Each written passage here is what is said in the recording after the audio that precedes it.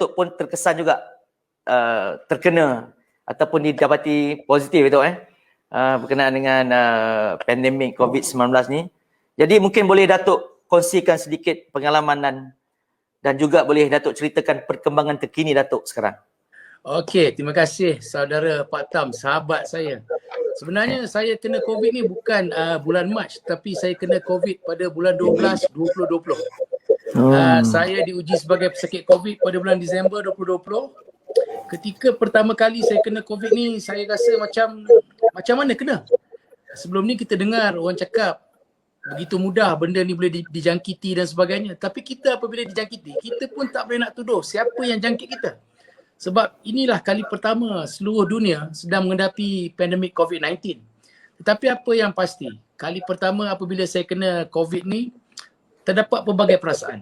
Pertama, kalau kita tengok ada yang kritik kita, ada yang pandang sinis, ada yang merasakan kita ni buat dosa dan sebagainya. Tetapi bagi saya, apabila kita kena diuji dengan situasi pandemik COVID-19, kita memerlukan sokongan moral daripada semua pihak. Kita perlu kawan-kawan kita, kita perlu keluarga kita untuk terus bersama kita memberikan sokongan dan semangat ketika kita diuji dengan pandemik COVID-19. Kerana kita tahu dalam keadaan hari ini, COVID-19 ni belum ada lagi ubat yang punya 100% ketahanan untuk lawan kita punya virus COVID-19 ni. Cuma paling tinggi pun setakat ini dalam kadar 95 ke 97%. Itu pun vaksin yang kita sedang dilakukan dalam program vaksinasi negara. Apa yang pasti bagi saya, kita harus jaga SOP, perlu kita jaga kita agar kita tidak terkena dengan jangkitan COVID-19 ni. Saya dah kena. Sebab itu bagi saya menjaga SOP ni amat penting. Iaitu apabila keluar rumah, kena pakai face mask, kena selalu sanitize dan sebagainya. Ini langkah-langkah yang perlu kita ambil agar kita tidak terkena dengan pandemik COVID-19. Baik Datuk, cuma saya nak pesan ataupun saya nak tanya dengan Datuk. Tadi Datuk ada maklumkan tentang SOP yang perlu kita ikut. Apa pula pesanan Datuk berkenaan dengan vaksinasi ni Datuk? Okey, pertama kalau kita nak lari daripada situasi hari ni, kalau kita tengok sekarang ni kejap lockdown, kejap tak lockdown, kejap orang cakap PKP, PKB, sampai majoriti rakyat Malaysia pun agak keliru. Sampai bila nak dalam situasi kita dalam negara kita macam ni? Jadi pentingnya bagi saya, tanggungjawab kita sebagai rakyat Malaysia, kita perlu mengambil vaksinasi yang sedang dijalankan oleh pihak kerajaan. Hanya dengan vaksinasi ini, kita boleh lawan penyebaran dan putuskan rantaian penyebaran COVID-19 di seluruh negara. Jadi saya nasihatkan kepada rakan-rakan, pada penyokong-penyokong parti yang tak menyokong, hater dan sebagainya, tolonglah daftar diri anda untuk program vaksinasi negara untuk kita kembali kepada asal seperti mana yang kita ada sebelum ini, berbeza dengan keadaan hari ini yang kita lalui. Norma baru ni bagi saya tak selesa lah. Asyik duduk rumah je, kita pun tak tahu arah tuju kita. Jadi kalau kita nak keluar daripada masalah negara kita hari ni, hanya dengan program vaksinasi negara. Jadi semua jangan lupa daftar diri anda dalam program vaksinasi negara. Baik, itu pesan Datuk Arman berhubung dengan program vaksinasi negara. Jadi saya difahamkan kita perlu memastikan 60-70% rakyat Malaysia divaksinasi dan akhirnya bolehlah kita bergerak. Paling tidak pun boleh keluar rumah Datuk Tak adalah kita terperap ni Datuk. Betul. Kesian Datuk. Datuk seorang yang aktif. Jadi bila terperap ni jadi idea pun macam tak berkembang Datuk Dia jadi, sekarang ni kalau kita tengok MySejahtera, pendaftaran COVID yang untuk vaksinasi negara ni baru 12 juta. Rakyat Malaysia dekat 30 juta. Maknanya masih lagi kekurangan. Jadi kita kena push rakyat Malaysia, kita daftarkan keluarga kita, mak bapak keluarga ataupun jiran-jiran kita. Kita minta nasihat mereka untuk daftar, untuk ambil vaksin kita. Alhamdulillah Datuk. Baik. Jadi kita berbalik kepada topik kita hari ini tu. UMNO dalam Perikatan Nasional. Berguna atau diperguna? Jadi secara peribadi, boleh saya tanya, bagaimana Datuk melihat perjalanan kerajaan yang Perikatan Nasional ditubuhkan pada 29 Februari 2020 atas dasar sokongan beberapa parti politik daripada UMNO PAS iaitu Muafakat Nasional, Barisan Nasional, PPBM, Gabungan Parti Sarawak GPS Parti Bersatu Rakyat Sabah PBRS, Parti Solidariti Tanah Airku, STAS Sabah MIC MCA yang dan sebagainya. Dan ini berlaku setelah Parti Bersatu tu sendiri keluar daripada Pakatan Harapan. Apa komen Datuk? Kita sebagai sebuah parti politik, kita harus bijak merancang strategi dan sebagainya. Dalam keadaan hari ini, kita lihat situasi politik hari ini, ramai yang tanya, ini bukan saja ditanya oleh saudara Pak Tam, tetapi juga ditanya oleh jutaan rakyat Malaysia. Adakah UMNO dalam Perikatan Nasional ini berguna atau dipergunakan? Ini kita harus lihat daripada luar lingkup yang berbeza. Bagi saya, Perikatan Nasional ini adalah satu platform untuk rakyat menilai kebijaksanaan menteri-menteri yang diberikan tanggungjawab untuk mentadbir negara dalam situasi yang telah kita dilanda dengan ujian pandemik COVID-19. Kalau kita lihat dalam Kerajaan Perikatan Nasional, separuh daripada Kerajaan Perikatan Nasional ini merupakan pemimpin-pemimpin bekas daripada Pakatan Harapan. Manakala separuhnya pula datang daripada bekas daripada Kerajaan Barisan Nasional. Jadi sepanjang ditubuhkan daripada 29 Februari 2020 sehingga hari ini, rakyat sedang menilai bentuk kerja, bagaimana mereka nilaikan pemimpin mana yang boleh mentadbir negara kita dalam situasi yang orang cakap berbeza hari ini. Perikatan Nasional hari ini apabila diuji, kita lihat majoriti yang melaksanakan tugas-tugas utama dalam Kerajaan Perikatan Nasional ini, boleh dikatakan majoritinya adalah pemimpin-pemimpin daripada UMNO dan Barisan Nasional. Disebabkan apa? Disebabkan pemimpin-pemimpin UMNO dan Barisan Nasional mempunyai pengalaman dan kebijaksanaan mengurus negara kita. Rakyat hari ini melihat dua sisi politik. Dalam Perikatan Nasional ni, mereka lihat pemimpin daripada bekas-bekas Pakatan Harapan, pemimpin daripada Kerajaan Barisan Nasional mentadbir negara sebagai satu platform dalam Perikatan Nasional. Sebab itu bagi saya, apabila orang cerita tentang Perikatan Nasional ni diguna ataupun dipergunakan, sebenarnya kita nak bagi tahu, kita mempergunakan Perikatan Nasional untuk menunjukkan kepada rakyat di mana kalau nak pilih pemimpin, nak pilih sebuah parti yang boleh bijak merancang situasi politik dan merancang mentadbir negara, pilihlah Kerajaan Barisan Nasional. Dalam situasi yang kita sedang diuji hari ini, Kerajaan Perikatan Nasional majoriti mengatakan kerajaan gagal. Tetapi apabila kita kata, cuba nilaikan. Kalau kata Kerajaan Perikatan Nasional ini gagal, adakah secara keseluruhan ataupun hanya sebilangan kecil daripada pemimpin-pemimpin diberikan tanggungjawab dan amanah sebagai menteri dalam Perikatan Nasional gagal menggalas amanah mereka. Dan majoriti apabila rakyat, netizen di luar sana mengatakan betul juga. Perikatan Nasional ni kalau kita lihat, separuh menteri, maknanya lebih kurang 11 menteri yang mewakili daripada UMNO dan Barisan Nasional merupakan menteri-menteri yang bergerak dalam Kerajaan Perikatan Nasional. Bayangkan kalau tidak ada Menteri UMNO dalam Perikatan Nasional. Lagi teruk situasi pandemik COVID-19. Rakyat hari ini bersyukur walaupun ada serangan, tembakan kepada pemimpin-pemimpin kita tetapi tidak tercalar.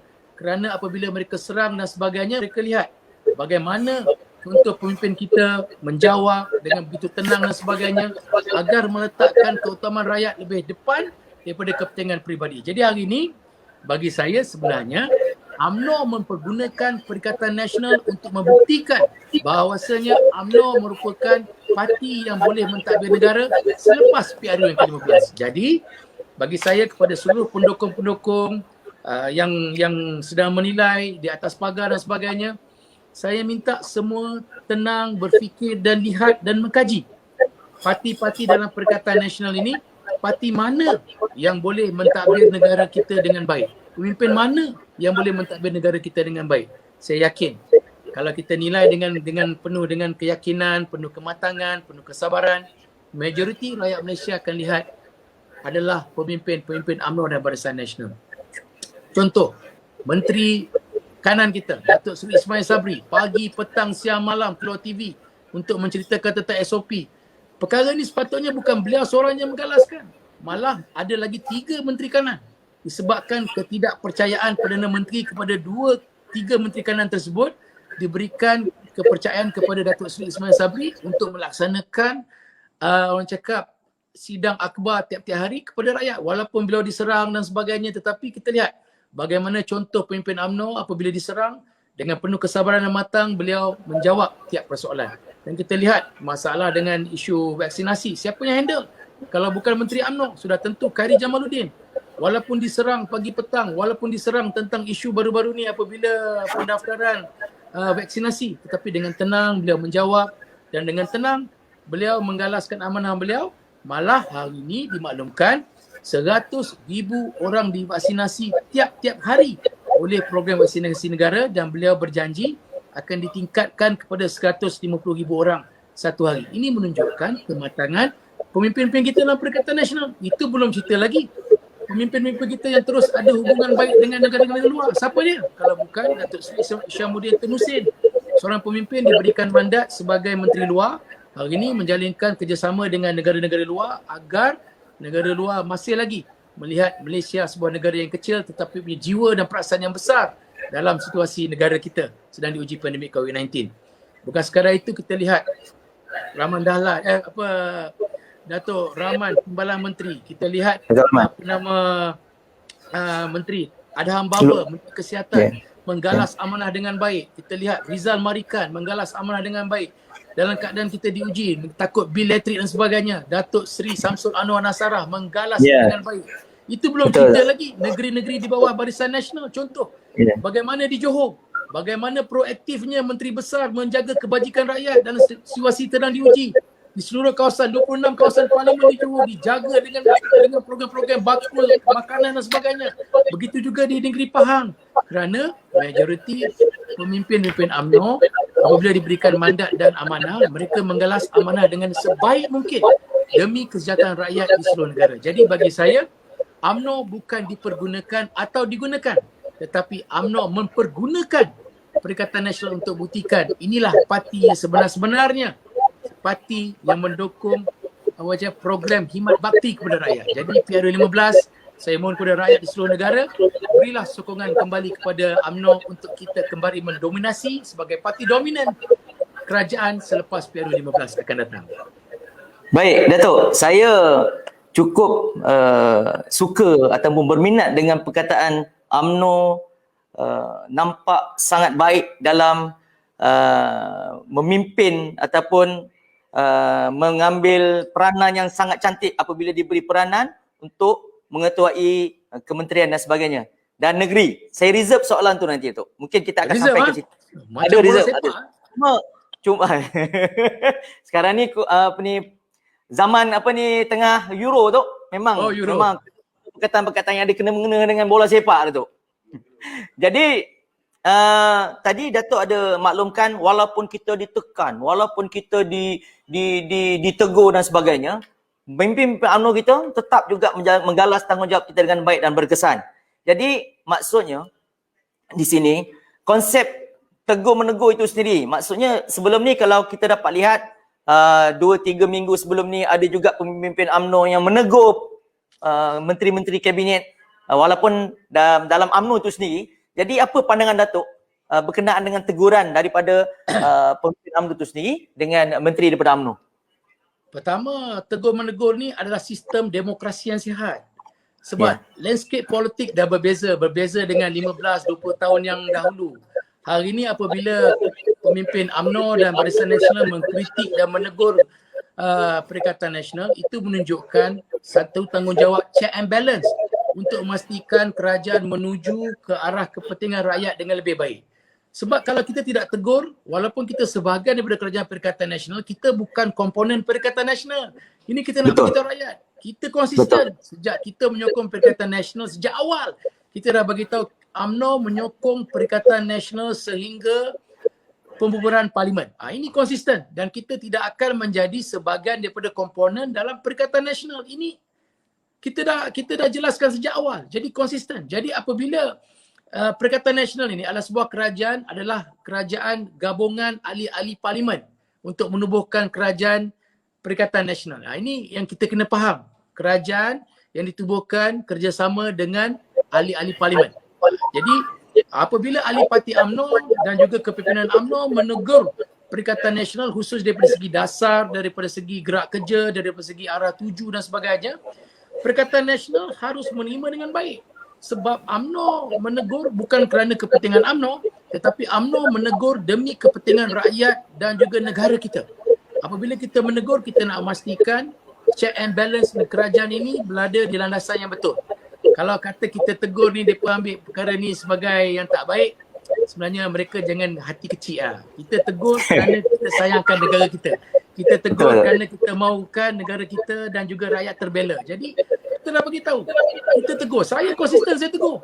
Kalau pemimpin mereka tak betul, saya tegur. Wak Imah sekali, Perdana Menteri sekali, tak betul pun kita tegur, tapi kita tegur dengan matang, dengan bijaksana, kerana kita bukan seperti parti-parti tepi jalanan yang menegur menggunakan bahasa-bahasa kesan, tetapi kita menunjukkan kematangan orang-orang UMNO dan kepimpinan UMNO menegur pemimpin melalui landasan-landasan yang boleh diguna pakai agar diterima pakai oleh Kerajaan Perikatan Nasional. Kalau kita lihat, banyak yang kita tegur. Contoh, lockdown. Kalau kata Menteri UMNO, pemimpin UMNO tidak menegur kerajaan hari ini, tak buat lockdown ni, sudah pasti tak ada lockdown. Makin tinggi kita punya COVID-19. Kalau kita tengok, kalau kata pemimpin UMNO, kalau tak ada rakyat, pemimpin UMNO tak bawa suara rakyat tentang kilang arak ni bukan sebagai pada essential, maka takkan berlakunya tindakan tegas yang dilakukan oleh Menteri MKN, iaitu Datuk Seri Ismail Sabri. Jadi menunjukkan kepimpinan UMNO apabila bawa suara rakyat, Kerajaan Perikatan Nasional harus mendengar kerana kita bawa suara, nadi dan degupan jantung rakyat di bawah. Jadi apabila kita tegur Kerajaan Perikatan Nasional bukan kerana kita benci, cuma kita nak bagi tahu ada perkara, perlu ada penambahbaikan untuk Kerajaan Perikatan Nasional. Sebab kalau kata mereka tidak dengar suara UMNO, kalau mereka tak dengar cadangan daripada UMNO, maknanya mereka tidak menghormati sokongan yang telah diberikan oleh UMNO dalam penubuhan Kerajaan Perikatan Nasional. Kita tegur kerana kita sayangkan negara. Kita tegur kerana kita bawa suara rakyat. Itu yang kita perlu jelaskan. Jadi rakyat jangan risau. Kalau perlu kita tegur Kerajaan Perikatan Nasional, kita tegur. Sebab ini sebahagian daripada sistem demokrasi yang perlu kita ada. Baik, Datuk. Sangat-sangat bersemangat. Sangat-sangat lantang Datuk bersuara. Jadi untuk itu, sekiranya ada komen, ada soalan, bolehlah dikemukakan dan saya akan membacakan soalan-soalan daripada sahabat-sahabat yang sedang mengikuti siaran kita untuk kita sama-sama membincangkan dan untuk saya utarakan dan untuk Datuk memberikan pandangan. Datuk, jadi senario politik, okey, Tok, senario politik terutamanya selepas pasca PRU14 banyak berbeza, Tok. Kita tidak seperti dulu di mana UMNO ini merupakan parti yang cukup dominan. Selama 60 lebih tahun kita mendominasi kerajaan.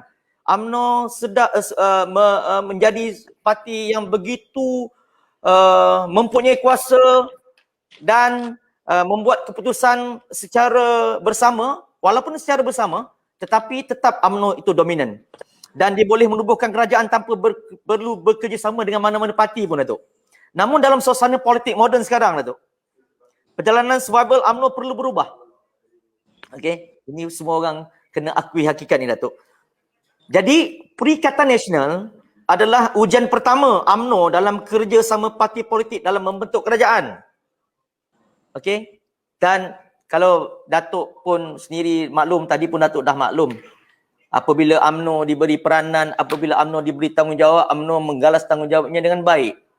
Kalau Datuk lihat negeri-negeri yang dipimpin oleh UMNO, saya ini di negeri Johor, Tok, dan UMNO dipimpin oleh Yang Amat Berhormat Datuk Engineer Hasni Ahmad Muhammad.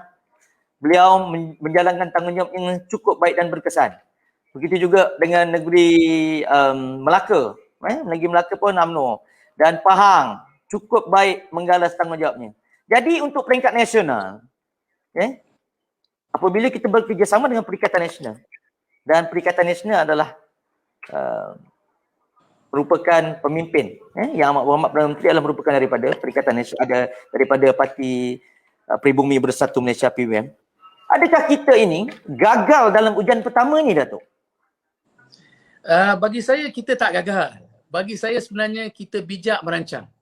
Cuba bayangkan, Kerajaan Pakatan Harapan berjaya jatuhkan kerajaan UMNO, dikatakan jatuh. Tetapi saya suka lihat pada dua lingkup yang berbeza. Sebenarnya UMNO bukan kalah pada PRU14. UMNO direhatkan sementara untuk memberikan rakyat menilai perubahan kerajaan. Dulu dia kata, Wak Imah siapa jadi kerajaannya? Sama aja. Tetapi apabila diberikan mandat kepada Pakatan Harapan sebanyak 22 bulan, mereka lihat jauh lebih teruk daripada kerajaan Barisan Nasional yang mentadbir lebih 60 tahun. Dan hari ini diuji dengan kerajaan gabungan antara, macam saya beritahu tadi, gabungan PH, gabungan BN disatukan dalam sebuah kerajaan Perikatan Nasional. Ini rakyat menilai. Jadi situasi politik hari ini cukup berbeza. Untuk maklumat, kalau kata UMNO tidak bijak merancang, bagaimana mungkin kerajaan Pakatan Harapan tak sampai pun satu penggal 22 bulan dah jatuh terlikup dalam sokongan rakyat sebab UMNO bijak merancang. Kalau UMNO tidak bijak merancang, bagaimana mungkin 7 pilihan raya kecil terakhir dimenangi dan didominasikan secara keseluruhan oleh UMNO dan Barisan Nasional sebab UMNO bijak merancang. Jadi dalam situasi politik baru hari ini, sudah tentu rakyat di luar sana melihat situasi politik hari ini memerlukan kerjasama di antara parti-parti politik. Dan ini merupakan ujian pertama UMNO bekerjasama dengan parti-parti politik lain. Ini yang mereka katakan. Tetapi saya nak bagi tahu, sejarah sentiasa akan ada dalam negara kita. UMNO sejak dulu dan hari ini memang bijak merancang, memang bijak orang cakap berunding dan sebagainya. Kita dapat kemerdekaan pun melalui rundingan. Kita menjadi kerajaan Perikatan Nasional pun melalui rundingan. Jadi tak terkejut. Selepas PRU15, kalau kata kebijaksanaan UMNO dengan kerjasama kekuatan akar umbiah UMNO, kepimpinan UMNO, kita menang dengan kursi lebih banyak daripada sebelum ini, kita tak terkejut. UMNO akan sekali lagi mendominasi landscape politik tanah air selepas PRU15. Tetapi bagaimana? Adakah kita menubuh kerajaan sebagai sebuah parti satu parti je seperti dulu, BN je boleh tubuh sebuah kerajaan ataupun perlu ada rundingan dengan parti-parti politik lain dalam tanah air untuk kita tubuh kerajaan secara dominan. Jadi sebenarnya banyak yang telah kita rancangkan terutama di peringkat majlis tertinggi.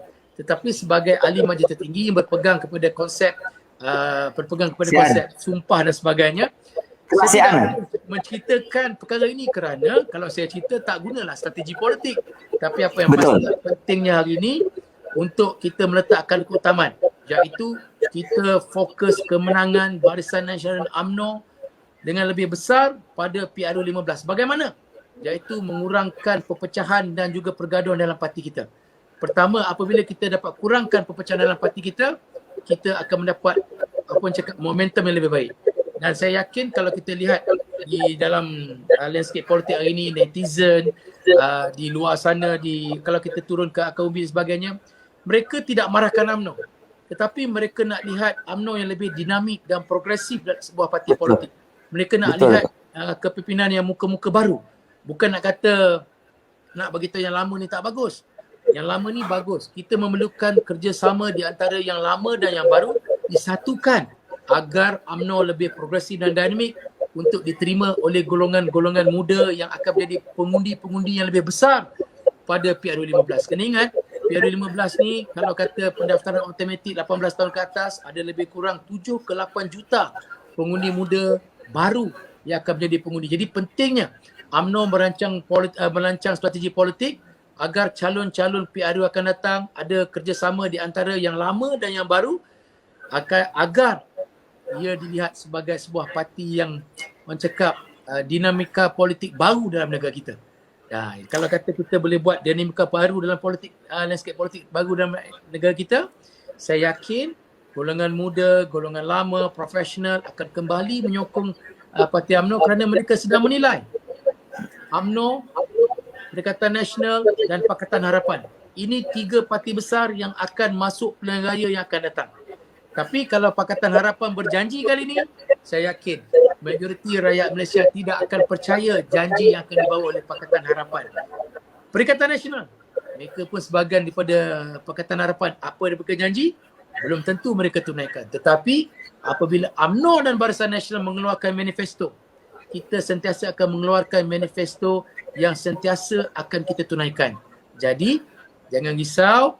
Teruskan kerjasama kita, teruskan kita kuat kita, pastikan rapatkan saf kita, jauhkan perpecahan kita di semua peringkat, di peringkat negeri, di peringkat bahagian, di peringkat cawangan, di peringkat akar umbi, kita satukan.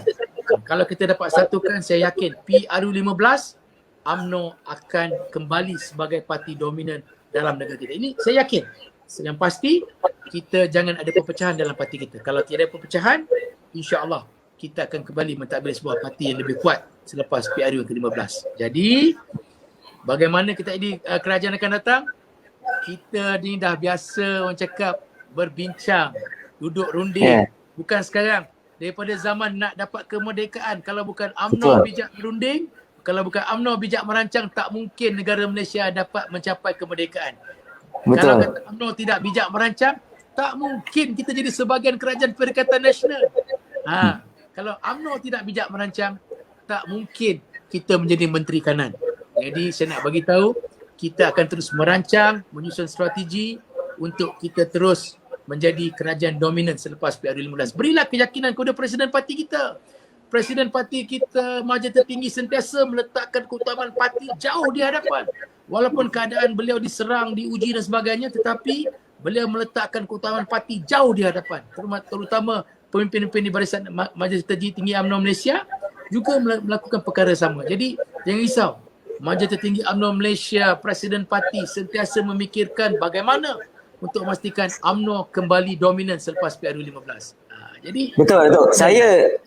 Saya cukup bersetuju dengan pandangan Datuk. 22 bulan diberi peluang, Pakatan Harapan gagal. Jadi kita ni kalah PRU14 disebabkan persepsi. Okey. Jadi insya-Allah saya penuh yakin dan percaya PRU15 betul strateginya, betul cara dia, betul gerak dia, insya-Allah UMNO akan kembali menjadi parti dominan. Jadi Datuk, semakin panas, saya bacakan ada satu soalan WhatsApp Datuk Soalan WhatsApp ni. Okey. Ni daripada Tengku Karim. Saya rasa dia ni dari Johor. Menteri dari UMNO jarang sekali menjadi pembela atau bercakap membawa suara parti kepada kerajaan. Sedangkan suara dari parti itu ialah untuk menegur dan menambah baik perkhidmatan kepada kerajaan. Contoh tu pengumuman darurat dan parlimen tak boleh bersidang. Parti meminta supaya walaupun dalam masa darurat, jika parlimen perlu bersidang untuk ahli-ahli parlimen, boleh membincangkan secara bersama bagaimana menangani masalah COVID. Jadi saya setuju Datuk. Walaupun kita pastikan parlimen tu bersidang, kita tak payah nak bincang isu apa Datuk. Sebab kita boleh bincangkan isu sekarang. Apabila terdapat seramai 222 ataupun 21 orang ahli parlimen yang berbincang berkenaan dengan sesuatu masalah, insya-Allah akan ada solusi yang baik Datuk. Jadi, tapi suara parti ini nampaknya tak disambut oleh menteri-menteri UMNO ataupun timbalan menteri UMNO. Dan beberapa isu juga kadang-kadang suara dari parti tidak dibela oleh penjawat jawatan dalam kerajaan. Jadi apa pandangan Datuk? Sila Datuk. Ini bagi saya satu persepsi yang sedang dimainkan. Sebenarnya tak betul. Majoriti pemimpin-pemimpin UMNO sentiasa membawa suara parti dalam kerajaan. Saya boleh katakan kerana kalau kata kita lihat, tanpa ada menteri-menteri UMNO dalam kerajaan, tidak mungkin suara parti UMNO boleh kita laksanakan. Jadi sebagai seorang yang menyokong mereka sebagai kerajaan, contoh kebanyakan menteri-menteri UMNO sentiasa konsisten membawa agenda parti kita. Tetapi dalam situasi hari ini, kita kena bijak merancang. Saya bagi tahu, kalau kita gagal merancang, kita akan hilang kepercayaan rakyat. Hari ini kita dilanda dengan sekali lagi ujian persepsi mengatakan barisan menteri-menteri UMNO tidak membawa suara parti. Tetapi apa saya boleh nyatakan hari ini, majoriti menteri-menteri UMNO, timbalan menteri UMNO, mereka membawa suara parti. Kerana apabila dalam majlis mesyuarat Majlis Tertinggi UMNO Malaysia, apabila kita mengeluarkan kenyataan, apabila kita membuat keputusan, keputusan parti itu diserahkan kepada Menteri Kanan, seterusnya kepada menteri-menteri UMNO untuk dibawa ke dalam mesyuarat menteri-menteri kabinet. Dan majoriti benda yang kita bincangkan dalam Majlis Tertinggi UMNO Malaysia, majoritinya dibawa oleh menteri-menteri UMNO. Kalau tanpa menteri-menteri UMNO membawa suara dan agenda parti dalam mesyuarat kabinet, lagi teruk kerajaan hari ini. Disebabkan ada suara parti kita lah. Itulah menyebabkan kerajaan Perikatan Nasional hari ini ada dapat sokongan sedikit daripada rakyat sebab majoriti menteri-menteri UMNO melaksanakan tanggungjawab dan amanah yang baik. Jadi bagi saya apabila persepsi mengatakan menteri-menteri UMNO tidak membawa suara parti itu tak betul. Ini sebahagian daripada agenda jahat daripada golongan-golongan di luar sana nak meretakkan hubungan baik antara parti dan juga pemimpin parti. Jadi bagi saya dah bagi tahu. Kalau kita masih lagi dengan budaya persepsi melaga-lagakan kepimpinan parti kita, akhirnya apa akan jadi? Kita akan kembali menjadi seperti mana dalam PRU14, iaitu apabila parti sendiri menyerang parti kita, akhirnya kita gagal menang pilihan raya pada PRU14. Jadi pentingnya hari ini kita kena lihat siapa musuh utama kita. Dan kita jangan serang sesama kita. Untuk menteri-menteri UMNO ni jangan risau. Majoriti mereka akan dipanggil oleh majlis tertinggi apabila ada perbincangan dan sebagainya. Malah Presiden Parti juga selalu memanggil menteri-menteri UMNO untuk memberikan pandangan, untuk menyatakan suara parti kita untuk dibawa ke dalam mesyuarat kabinet. Tentang darurat, boleh katakan majoriti ahli UMNO dan juga kepimpinan UMNO termasuk menteri-menteri UMNO tidak setuju dengan darurat. Tetapi apabila keputusan darurat telah dilaksanakan atas keputusan Duli Yang Mulia Tuanku Duli Yang Mulia Agong kita, kan? Jadi kita kena hormati. Dan walaupun kita hormat Agong dan sebagainya, kita masih lagi menyuarakan kepada institusi raja-raja agar dibukakan institusi parlimen ini kembali. Kerana itulah tempat demokrasi sebenar. Jadi jangan risau.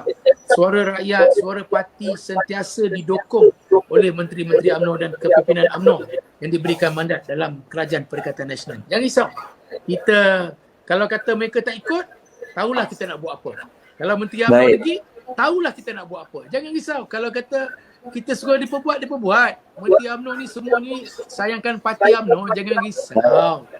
Jadi bagi saya, kalau kata parti, kalau kata Majlis Tertinggi UMNO Malaysia membuat keputusan untuk menteri-menteri UMNO meletak jawatan selepas bulan Ogos, saya yakin mereka akan meletakkan jawatan pada bulan Ogos. Tetapi kalau Majlis Tertinggi UMNO melihat situasi politik dan juga keadaan pandemik COVID-19 ini tidak selesai, masih lagi dalam keadaan situasi yang tidak tenteram, anda kata menteri-menteri UMNO letak jawatan, akhirnya merosakkan negara, akhirnya akan merugikan rakyat, adakah itu tindakan yang baik dilaksanakan? Jadi banyak perkara yang akan kita bincangkan demi kesejahteraan negara dan kepentingan parti. Yang utama hari ini, perkukuhkan parti kita.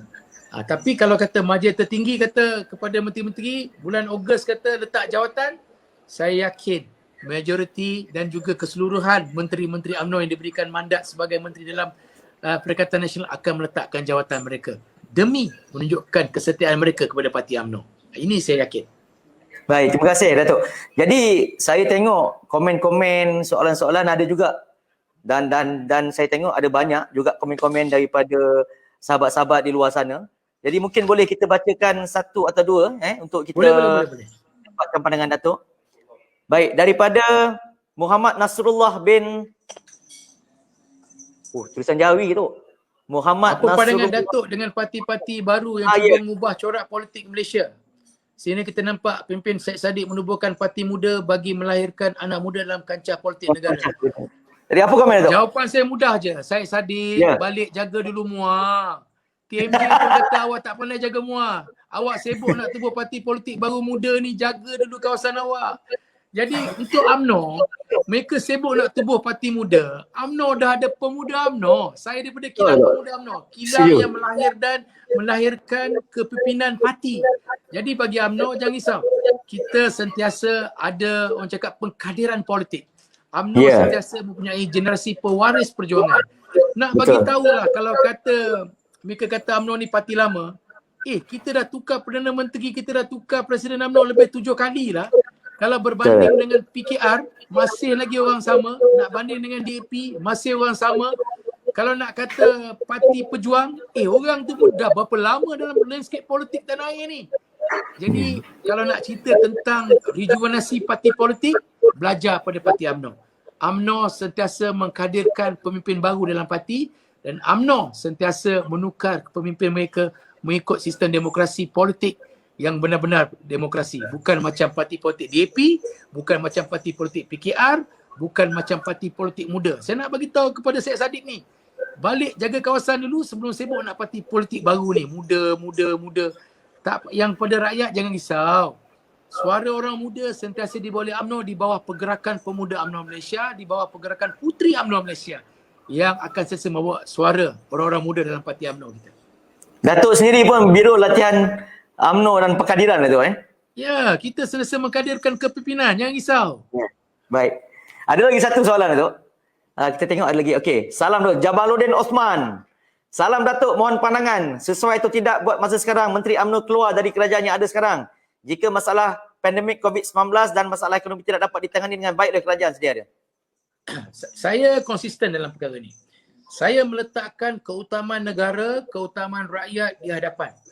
Kalau kata Menteri UMNO meletak jawatan daripada kerajaan sekarang dalam situasi kita sedang diuji dengan pandemik COVID-19, bagi saya itu tindakan yang tidak baik kerana adakah tindakan menteri-menteri ini keluar akan menyelamatkan rakyat, akan menstabilkan negara kita. Sedangkan tugas utama pandemik COVID-19 ini semua digalas oleh pemimpin-pemimpin UMNO. Bayangkan kalau katalah Menteri Kesihatan ni Mak Sabu tak kenaya kita. Cuba bayang kalau menteri yang jaga vaksin ni Rina Harun, asyik nak cantik diri dia je sampai lupa nak jaga vaksinasi negara. Tak kenaya. Jadi biar pemimpin UMNO melaksanakan tanggungjawab kita, walaupun kita dilihat seperti ditekan, tetapi sebenarnya kita mempergunakan Perikatan Nasional untuk menunjukkan kebijaksanaan pemimpin UMNO mentadbir negara. Biarlah pemimpin UMNO melaksanakan tanggungjawab utama iaitu menjaga rakyat, menjaga negara, menjaga situasi politik agar stabil. Apabila kita dah stabil politik, apabila kita dah tengok COVID ini dilihat dah stabil, kita minta pembubaran parlimen. Kita serahkan mandat kepada rakyat untuk rakyat kembali memilih kerajaan yang akan menjadi kerajaan dominasi selepas PRU15. Buat masa ni, kita jaga rakyat dulu, kita jaga kebajikan dulu, kita jaga ekonomi dulu agar rakyat tidak terus ditertekan, agar rakyat tidak terus tidak dibela oleh mana-mana pemimpin dalam Perikatan Nasional. Baik Dok, kita ada baca satu lagi soalan daripada Mazlan Jamilah. Mudah-mudahan UMNO berkuasa semula pada PRU15. Boleh ke Datuk Arman berjanji pada rakyat Malaysia apakah yang UMNO nak rancang untuk rakyat? Oh, ni dah macam manifesto lah Datuk. Ya, bagi saya senang je. Kalau dengan kerjasama kita, dengan kesatuan kita, dengan kita letakkan, kita kaji kelemahan kita yang lama, kenapa kita kalah pilihan raya, kita letakkan penambahbaikan pada parti kita, kita meletakkan keutamaan rakyat jauh di hadapan, kita ketepikan negatif-negatif dalam parti kita, insya-Allah kita akan menang PRU ke-15 sebab rakyat hari ini dah bijak merancang. Rakyat hari ini saya yakin kita turun hari ni kat bawah, kalau dia kata you mau sokong PH ke? Oh, tak berani sokong PH. Ini Perikatan Nasional. Ayo, ini Perikatan Nasional, Muhyiddin pun tak boleh mau kontrol, bawah lagi teruk. BN. Teruk BN dia ekonomi dia jaga baik tau. Jadi ini yang dimain oleh rakyat di bawah yang bukan non-Malay dan sebagainya. Jadi kita perlu ada peratusan yang sedikit untuk pastikan non-Malay kembali menyokong kepada Kerajaan Barisan Nasional. Dan apa yang perlu kita janjikan?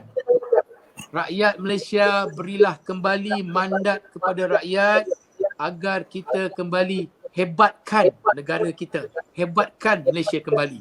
Sebab hari ini Malaysia dilihat telah tersasar daripada perancangan-perancangan telah dilaksanakan oleh Kerajaan Barisan Nasional. Sebab itulah apabila UMNO kembali mengulakan tagline di bawah Ketua Penerangan UMNO Malaysia, sambung yang tergendala ni. Banyak perkara-perkara yang tergendala ni perlu disambungkan. Bagaimana nak sambungkan? Beri kembali mandat kepada UMNO dan Barisan Nasional untuk kita tadbir kembali. Kita berjanji kepada rakyat untuk kita kembali menjaga kebajikan rakyat. Kita akan tingkatkan ekonomi negara. Kita akan tingkatkan sistem kebajikan rakyat dengan baik, pendidikan dengan baik dan sebagainya. Jadi bagi saya sebagai pemimpin muda dalam UMNO, UMNO bukan parti yang berjanji langit dan bumi. UMNO bukan sebuah parti yang sentiasa memberi janji palsu. UMNO apabila mengeluarkan manifesto, apabila UMNO mengeluarkan janji, kita sentiasa akan mengutarakan janji. Tapi berilah peluang kembali kepada UMNO untuk kembali mentadbir negara kita selepas PRU15.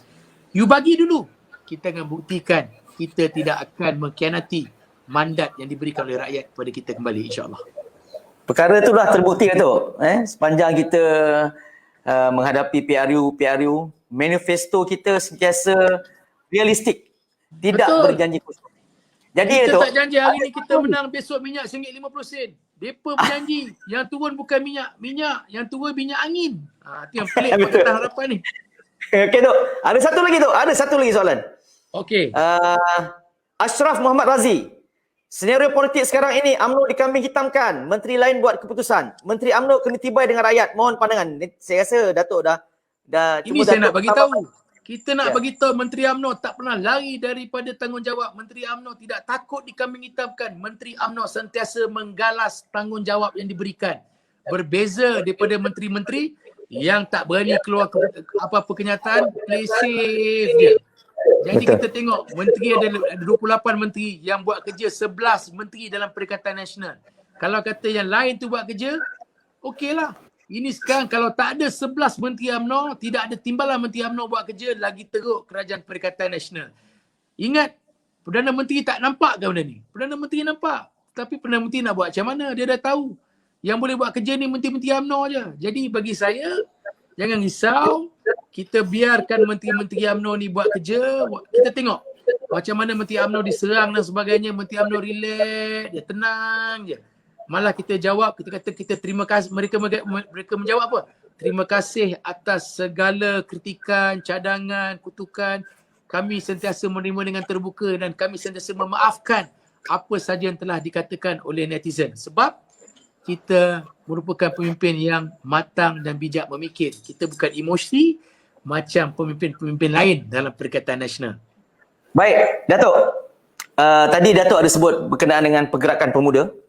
Saya suka nak memetik kenyataan daripada Ketua Pergerakan Pemuda UMNO Malaysia, Dr. Ashraf Wajidi baru-baru ni. Semalam kalau tak silap saya. Beliau mengatakan bahawa UMNO sebagai sebuah parti tidak dilibatkan dalam keputusan-keputusan besar yang melibatkan dasar kerajaan, apatah lagi yang memberi kesan kepada rakyat. Banyak perkara yang tidak dirujuk pada parti sebab kita tiada platform rasmi seperti zaman kerajaan PH, contoh Majlis Presiden. Darurat misalnya, UMNO tak pernah bersetuju, tapi sikit pun tak dirujuk kepada parti. Bila kita bertanya kepada Menteri UMNO, mereka terikat kepada kerahsiaan kerajaan. UMNO hanya dimaklumkan selepas keputusan dibuat. Jadi saya pun ada juga tengok-tengok, intai-intai, skodeng-skodeng. Ada ke menteri-menteri UMNO ni pergi jumpa Presiden, mahupun timbalan Presiden? Saya pun tak nampaklah pertemuan khas mana-mana menteri kabinet dari UMNO secara personal untuk setidak-tidaknya berkongsilah keadaan semasa seperti keadaan semasa perancang kerajaan dalam menangani COVID-19. Sebab dalam parti UMNO sejak dulu lagi tu, institusi Presiden merupakan institusi yang paling tinggi dan sangat-sangat dihormati Datuk. Namun ianya seolah-olah tidak berlaku pada waktu ini. Adakah yang melantik menteri-menteri UMNO ini adalah Perdana Menteri semasa bukan dari UMNO sehingga institusi Presiden diketepikan? Bukan ke UMNO lebih dominan dalam kerajaan PN? Apakah komen Datuk? Pertama, bagi saya kalau kata menteri-menteri UMNO tak jumpa dengan Presiden parti itu tak betul lah. Tiap kali mesyuarat Majlis Tertinggi UMNO Malaysia, menteri-menteri UMNO yang duduk dalam Majlis Tertinggi sentiasa berbincang dengan Presiden parti. Sebab UMNO merupakan parti yang structured parti. Presiden ataupun institusi Presiden sentiasa diletakkan sebagai keutamaan. Dan institusi Presiden ni harus kita pertahankan dalam situasi apa jadi sekalipun. Kita sentiasa akan mempertahankan institusi Presiden. Kalau ada kelemahan ataupun dari segi pentadbiran kerajaan dan sebagainya, kita akan menegur dalam mesyuarat Majlis Tertinggi Kerja UMNO Malaysia terhadap menteri-menteri UMNO. Dan kita nak bagi tahu, kalau kata sumpah kerahsiaan kerajaan, betul. Menteri-menteri UMNO berpegang kepada konsep sumpah kerahsiaan kerajaan. Sebab kalau kata kita bocor rahsia kerajaan, akan kena embargo dan sebagainya. Jadi kita tunjukkan tanggungjawab menteri-menteri UMNO. Apabila diberikan mandat dan sebagainya, kita galas dengan baik. Ada perkara yang boleh kita maklumkan, ada perkara yang tidak boleh kita maklumkan dan sebagainya. Tetapi majoriti perkara-perkara yang melibatkan kepentingan rakyat sentiasa dibincang dengan kepimpinan tertinggi parti. Saya yakin menteri-menteri UMNO banyak berhubung dengan Presiden Parti UMNO. Dan saya yakin Menteri UMNO banyak mendengar nasihat daripada Presiden UMNO. Presiden UMNO ni bukan kecil anak. Presiden UMNO ni bekas Menteri KDN, bekas Menteri Pertahanan. Pernah menjawat pelbagai jawatan menteri dalam kerajaan. Jadi banyak perkara yang menteri-menteri UMNO mendapatkan nasihat daripada beliau. Tetapi apabila mereka minta nasihat, apabila mendapat pandangan, takkan kita nak sebar kepada rakyat. Nanti sebar kepada rakyat, lagi diserang institusi presiden, lagi diserang parti politik kita. Jadi ada perkara yang perlu kita tunjuk, ada perkara yang tidak perlu kita tunjuk. Tetapi apa yang pasti, menteri-menteri UMNO sentiasa mendapatkan nasihat dan pandangan daripada Presiden dan Majlis Tertinggi UMNO Malaysia sebelum membuat apa saja keputusan yang dibuat. Saya duduk dalam mesyuarat Majlis Tertinggi, saya tahu tiap perkara-perkara utama dalam orang cakap dasar kerajaan sentiasa kita tegur dalam mesyuarat Majlis Tertinggi UMNO Malaysia untuk dibawa dalam mesyuarat kabinet. Selalunya keputusan Majlis Mesyuarat Tertinggi UMNO Malaysia ni sentiasa dibawa dalam mesyuarat kabinet dan majoritinya keputusan tersebut akan diterima pakai oleh mesyuarat kabinet. Jadi jangan risau. UMNO akan sentiasa mempertahan institusi presiden. Datuk Seri Ahmad Zahid Hamidi merupakan presiden parti dan inilah presiden yang perlu kita pertahankan at all cost. Dalam keadaan beliau ditentang, beliau ditekan, beliau dicerca dan sebagainya, kita sebagai ahli parti harus berdiri teguh sebagai barisan hadapan untuk mempertahankan tubuh badan Presiden UMNO agar tidak diserang oleh mana-mana pihak yang tidak bertanggungjawab. Jangan risau, institusi Presiden UMNO akan sentiasa dipertahan oleh parti UMNO. Saya berjanji dan bersumpah, waimah apa jadi sekalipun, saya akan mempertahankan institusi Presiden UMNO, terutama tubuh badan Datuk Seri Ahmad Zahid Hamidi, agar tidak calar bala. Nak serang. Hari tu baru dia cakap, ada orang cakap lebih sikit, walaupun dia daripada Pendekatan Nasional, saya pergi, ibu pejabat, saya hantar memorandum. Ya, ada. Saya nampak tu. Dia buat laporan polis kat saya. Dia yang balun kita, dia buat laporan polis. Tapi tak apa. Sebagai pimpin UMNO, kita, waimah apa jadi sekalipun, kita harus berani mempertahankan presiden parti dan institusi presiden kita dan juga maruah parti kita. Saya dah bagi tahu gitu. Saya rela dipenjarakan demi perjuangan, tetapi saya tidak rela perjuangan saya dipenjarakan. Ini konsisten. Baik, Datuk. Terima kasih. Dan kita ni dah menjangkau 1 jam, Datuk. Cuma satu lagi. Jadi satu lagi, Datuk. Kenyataan daripada Naib Presiden UMNO, Datuk Seri Muhammad Khalid Nordin baru-baru ini juga menjelaskan 4 sebab kenapa UMNO perlu mengkritik beberapa tindakan Perikatan Nasional. Antara penjelasan Naib Presiden itu, saya baca tu UMNO adalah parti terbesar yang membentuk Perikatan Nasional. Suka atau tidak, itu hakikat. Jadi UMNO mempunyai hak, tugas dan tanggungjawab moral memastikan pemimpinnya di dalam PN, Perikatan Nasional, dan Perikatan Nasional secara umumnya melakukan perkara yang terbaik untuk rakyat. Bukan sekadar menegur, UMNO berhak menarik diri jika keadaan tidak menjadi lebih baik. Jadi, semua tahu tu keputusan sebulan suara yang diambil pada Perhimpunan Agung UMNO 2020, PAU 2020 yang lalu, UMNO akan menarik diri dari Perikatan Nasional pada bulan Ogos. Semua orang tahu, bulan Ogos ni adalah merupakan tarikh darurat tu berakhir. Kalau sebagai MKT tu, kalau keputusan yang diangkat dari suara akar umbi ni dihormati, bermakna kata ada tempoh lagi 2 bulan untuk bersama Perikatan Nasional. Pengerusi Penasihat Agung yang berhormat mulia Tengku Razali Hamzah juga pernah bercakap dan menasihatkan UMNO untuk tinggalkan Perikatan Nasional dengan segera jika tidak mahu tanggung dosa. Beliau menjelaskan dosa paling besar dilakukan oleh PN adalah mengisytiharkan darurat walaupun tidak dipersetujui. Itu dia cakap tu yang berhormat mulia Tengku Razali cakap. Walaupun tidak dipersetujui oleh UMNO. Jadi apa kemungkinan yang Datuk rasakan akan berlaku? Sila Datuk. Pertama, bagi saya, macam saya beritahu tadi, kritik kerajaan Perikatan Nasional adalah check and balance parti UMNO. Demi kepentingan negara kita, kita harus berani menegur. Dan saya setuju dengan kenyataan Datuk Seri Muhammad Khalid Nordin, Naib Presiden UMNO. Kita tegur, kita beri cadangan, kita beri pandangan. Kalau cadangan, kritikan dan juga kita punya harapan tidak ditunaikan, kita tidak teragak-agak untuk meninggalkan Perikatan Nasional. Ini konsisten. Dan kenyataan Tengku Razali yang mengatakan kalau kita tidak tarik diri merupakan satu dosa besar dan sebagainya. Saya menghormati Tengku Razali sebagai penasihat parti UMNO kita. Bagi saya, kenyataan peribadi beliau harus kita lihat daripada semua sudut dan harus kita kaji daripada semua sudut kerana beliau adalah seorang yang sentiasa bercakap, merupakan orang cakap orang lama. Political wisdom beliau dalam parti kita ni bukan kecil anak. Dia dah lama dalam parti kita, sepak terjang parti ni dia dah lalui. Jadi kita harus ambil pandangan beliau dan sebagainya. Tetapi akhir sekali, yang penting hari ini apa dia? Adakah kita sibuk nak keluar hingga akhirnya rakyat tidak dibela, negara kita tidak dibela. Jadi bagi saya, ini perkara yang perlu kita kaji dan nilai. UMNO sentiasa meletakkan keutamaan rakyat, keutamaan negara jauh di hadapan. Kalau kata kita dalam kata bulan Ogos, situasi COVID-19 masih belum lagi selesai, vaksinasi belum lagi selesai, adakah ianya tindakan yang baik meninggalkan Kerajaan Perikatan Nasional? Kalau kata itu tindakan yang baik, keputusan dibuat oleh Majlis Tertinggi UMNO Malaysia akan datang mengatakan perlu kita keluar pada Perikatan Nasional pada bulan Ogos, kita akan laksanakan. Tetapi kita harus kaji dan nilai. Andai kata kita salah membuat keputusan, dalam situasi kita sedang diuji dengan pandemik COVID-19, vaksin belum selesai, COVID masih tinggi, tiba-tiba pimpin UMNO keluar, rasa-rasa Suara Datuk, suara.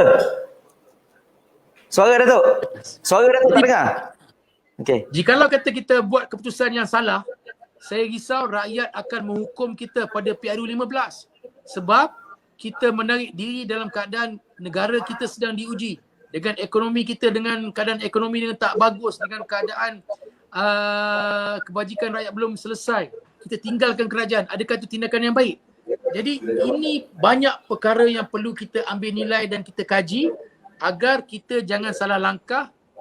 Kalau kita salah langkah, kita tidak mahu sekali lagi rakyat mengambil keputusan untuk menolak UMNO sekali lagi pada PRU15. Jadi tiap keputusan harus dikaji semua sudut. Jadi kalau kata MKT kata kita bulan Ogos kita keluar.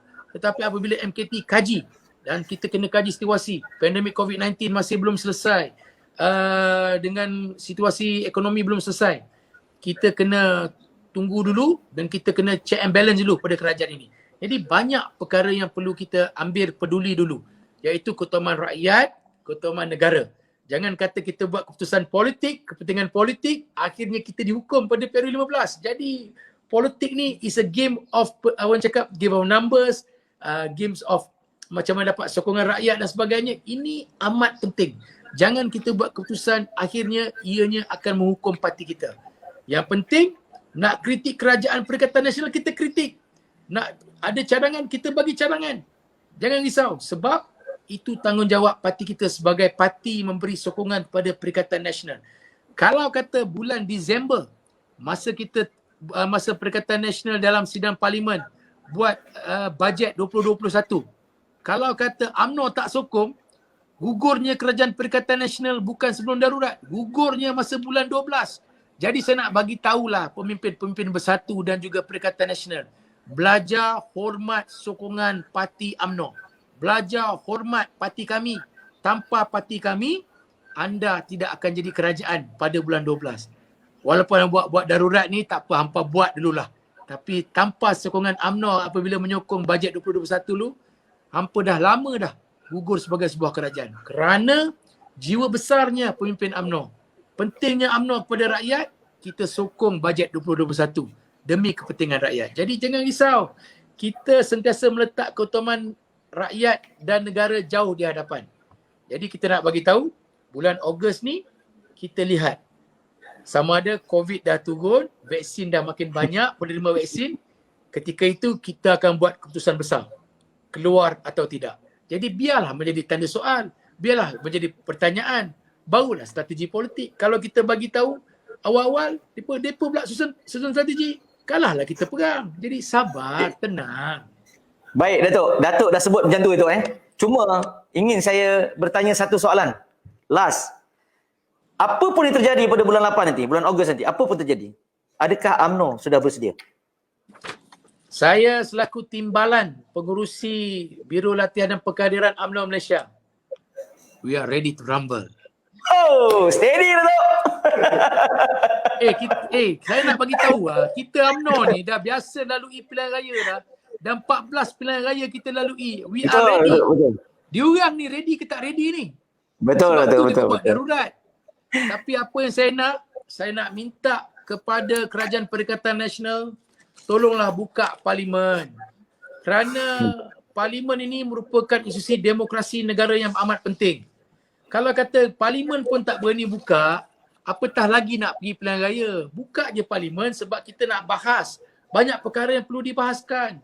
Contoh, kalau kita tak nak buat PRU, kita nak bahas tentang apa yang perlu kita laksanakan selepas COVID-15. Ini belum dibincangkan. Macam mana kita nak pastikan selepas COVID-19 ni, bagaimana kita nak selesaikan masalah ekonomi, masalah kebajikan, masalah pendidikan selepas COVID-19. Ini kita perlu bincang. Bukalah parlimen. Kenapa takut sangat buka parlimen? Dan akhir sekali, saya pun dah tak sabar kembalinya UMNO sebagai parti penyelamat negara selepas PRU 15. Kita akan kembali, kita kena buat hashtag ni. UMNO kembali hebatkan negara. UMNO kembali hebatkan negara tu Yes, kita kembali hebatkan negara. Negara kita sejak Pakatan Harapan makin runtuh. Hebatkan Malaysia, hebatkan negara, kembalikan UMNO ke persada politik utama negara. Steady Datuk. Datuk ni kalau bagi 1 jam, 2 jam confirm tak cukup Datuk. Sekarang Sebab kita dah saya ingat tadi buat 3 jam tapi kata sejam lah tu. Tak boleh Datuk. Orang kita kena hormat juga. Lockdown ni, PKP 3.0 ni kita kena hormat.